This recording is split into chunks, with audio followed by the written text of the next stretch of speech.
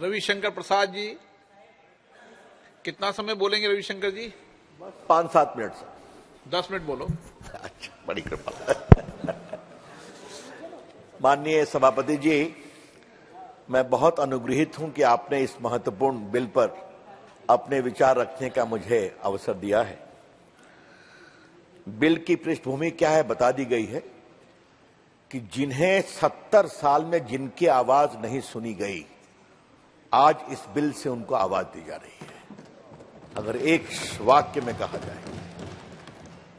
चाहे वो पीओके से आए हुए हों, चाहे वो आतंकवाद से विस्थापित हों, चाहे 65-71 की लड़ाई के विस्थापित हों, जिनकी कोई आवाज नहीं थी, डिलिमिटेशन कमीशन ने उनकी आवाज सुनी, अनुशंसा किया।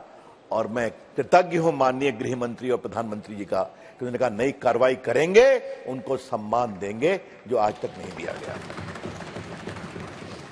माननीय अध्यक्ष जी, मैंने उधर के मित्रों से कमाल की बहस सुनी। थोड़ा संविधान कानून का छात्र मैं भी हूं। अब कहा गया ये बिल आप क्यों लेकर के आए हैं? मामला सुप्रीम कोर्ट में, कोई स्टे है क्या? आज इतना इलेक्शन हुआ लोकल बॉडी का, बीडीसी काउंसिल जीते गए, ग्राम पंचायत के सरपंच जीते गए, तो आपने कहा कि इसको रोक दीजिए। आज हजारों करोड़ का इन्वेस्टमेंट हो रहा है, कश्मीर में विकास हो रहा है, तो आपने कहा कि स्टे कर दीजिए, क्योंकि वो आपकी हिम्मत नहीं है। और स्टे का आपने प्रार्थना की, कानून रुका नहीं है, फिर भी कहा जा रहा है आप क्यों ला रहे हैं? ये ठीक नहीं है। और तो और कहा गया कंटेम्प्ट ऑफ कोर्ट है।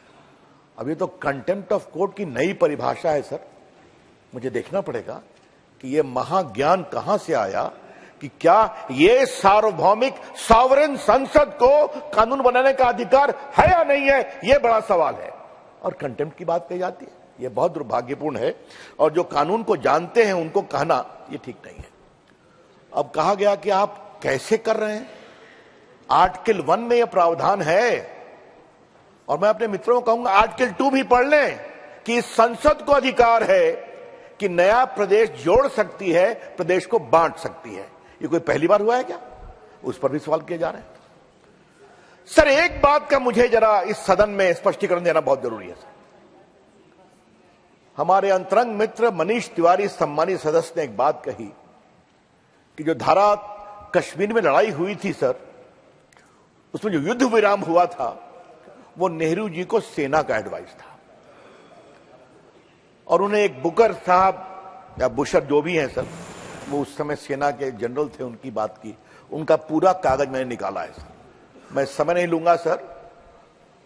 उसी में लिखा हुआ है, और मैं कोट कर रहा हूं, I am authorised on behalf the government of India to negotiate for a ceasefire. किसको कह रहे हैं? पाकिस्तान के जनरल को। तो ये कैसे कहा गया कि उनके एडवाइस पर किया गया?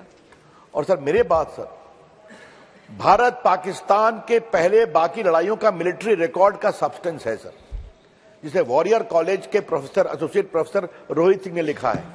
उसमें साफ लिखा हुआ है कि सेना को मुजफ्फराबाद तरफ जाना था, लेकिन एकाएक पॉलिटिकल एडवाइस ऐसी आई कि इसको रोक दें। और सर, ये सदन में बड़े विनम्रता से कहना चाहूंगा कि 550 से अधिक रियासतों में एक को छोड़कर बाकी को माननीय सरदार पटेल ने हैंडल किया। वहां कोई समस्या नहीं है, वो भारत का अंग है। और एक नेहरू जी ने हैंडल किया, आज तक समस्या है। ये हम क्यों नहीं बोलेंगे सर? क्यों नहीं बोलना चाहिए? समस्या थी, सॉरी सर, समस्या थी जो 19 पे खत्म हो गई। शायद बहुत कृतज्ञ हूं, वो मेरे से भूल से निकल गया। तो अब सर, अब एक बात मैं और बताऊं, ये जानना बहुत जरूरी है। मेरे पास वी शंकर की पूरी सरदार पटेल के अनुभवों की किताब है सर। वो उनके सेक्रेटरी थे, आईसीएस थे सर। जब 370 का मामला हुआ तो सरदार पटेल लौट के घर आए। कैसा आपने क्या कर दिया? कांग्रेसी विरोध कर रहे थे। कहा देखो, अगर जवाहरलाल नेहरू होते मीटिंग में तो मैं विरोध करता। अब गोपाल स्वामी अयंगर कह रहे हैं कि नेहरू जी ने कहा, उनकी प्रतिष्ठा की बात है, तो वो अमेरिका में क्या करूं? तब उन्होंने प्रोटेस्ट किया तो सरदार पटेल ने एक बात कही, कहा सुनो, न शेख अब्दुल्ला परमानेंट हैं, ना आर्टिकल 370 परमानेंट है। जिस दिन एक बहादुर सरकार आएगी यह समाप्त हो जाएगा। ये सब रिकॉर्ड की बात है सर, मेरे पास सब कागजात हैं। तो जब हुआ सर तो आपने देखा, जब एक बहादुर साहसी लोकप्रिय नेता नरेंद्र मोदी जी आते हैं और कुशल गृह मंत्री अमित शाह जी आते हैं, आज देखिए 370 इतिहास हो गया। सर बहुत संक्षेप में मैं 2-3 बातें कहना चाहूंगा। लोग पूछते हैं भाई, हमारा कश्मीर से भावनात्मक लगाव है, जहां हुए बलिदान मुखर्जी वो कश्मीर हमारा है। और सर याद करिए, मैं इस सदन में कहना चाहूंगा, 51 साल की उम्र में वो ब्रिलियंट बैरिस्टर, उनके पिताजी आशुतोष मुखर्जी कलकत्ता हाईकोर्ट के महान जज थे, आज तक उनका निर्णय लोग याद करते हैं।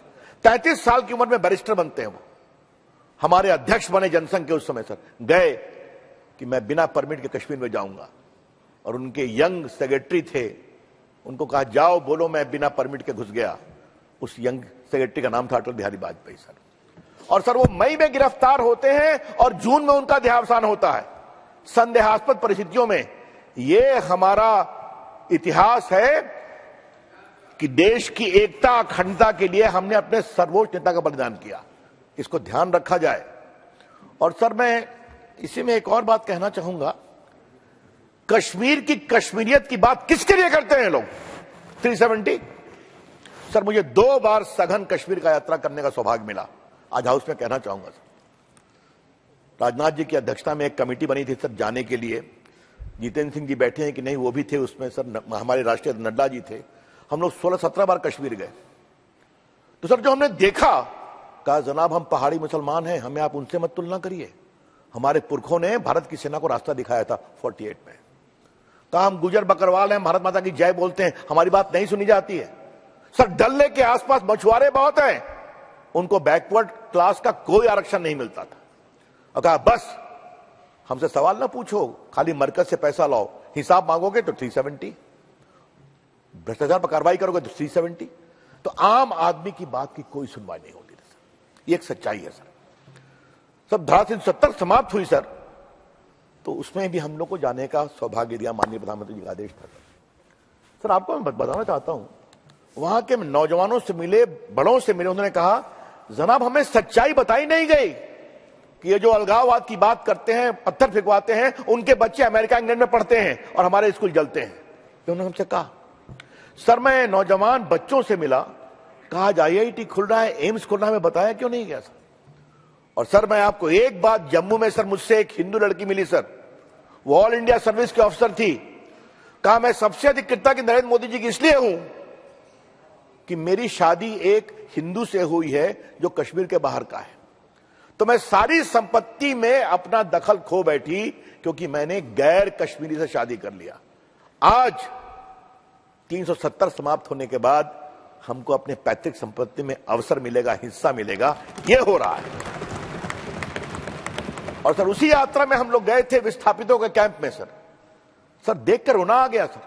और आज उनकी पीड़ा चूंकि सुनी गई है, मैं बताना चाहता हूं सर कि वो टूटे फीटे टेंट, पानी लीक कर रहा है, कहे हम 47 से आए हैं डिस्प्लेस होकर के। एक ही ना हमारी पीड़ा है कि हम कश्मीर में रह गए सर। उन्होंने एक बात कही कि मनमोहन सिंह चले गए पंजाब तो भारत के प्रधानमंत्री हो गए, गुजराल साहब चले गए पंजाब तो भारत के प्रधानमंत्री हो गए, अडवाणी जी चले गए कराची से तो भारत के उप प्रधानमंत्री हो गए। हमने नेहरू जी में विश्वास किया और कश्मीर में रह गए और हमें आज तक नागरिकता नहीं मिलती है। क्यों है सर? यह क्यों देश से छुपाया गया? यह कानून उसका जवाब देता है।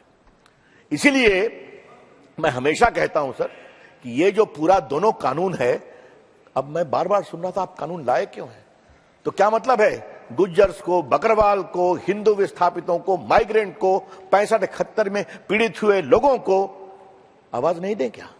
तो फिर लोकतंत्र समावेशी कैसे होगा? तो जब हम कहते हैं सबका साथ सबका विकास, तो सबको अवसर भी मिलना चाहिए जमहूरियत में, यह हमारी सोच है। और सर अंतिम बात, जो दूसरा कानून है सर, बस उसको बस एक लाइन कहना जरूरी है। उसका विरोध क्यों कर रहे हैं भाई? पिछड़ों को अगर वक्त देना है तो देश में सोशली एंड इकोनॉमिकली बैकवर्ड की परिभाषा है ना, उसी को तो इसमें इंक्लूड किया है। तो सर मैं कहूंगा बहुत ही ये सराहनीय कानून है, इसका मैं पूरा समर्थन करता हूं। अपनी सरकार का अभिनंदन और माननीय गृह मंत्री जी का अभिनंदन। और आपसे एक गुजारिश है, अब तो सच्चाई को देखिए। 75 साल सच्चाई नहीं देखी, आप लोग कहां आ गए और हम कहां पहुंच गए ये भी तो देख रहे हैं। अभी परसों भी देखा है ना, 24 में भी देखिएगा। अभी भी समझेंगे सोचेंगे तो भला होगा। धन्यवाद। अधीर रंजन चौधरी जी।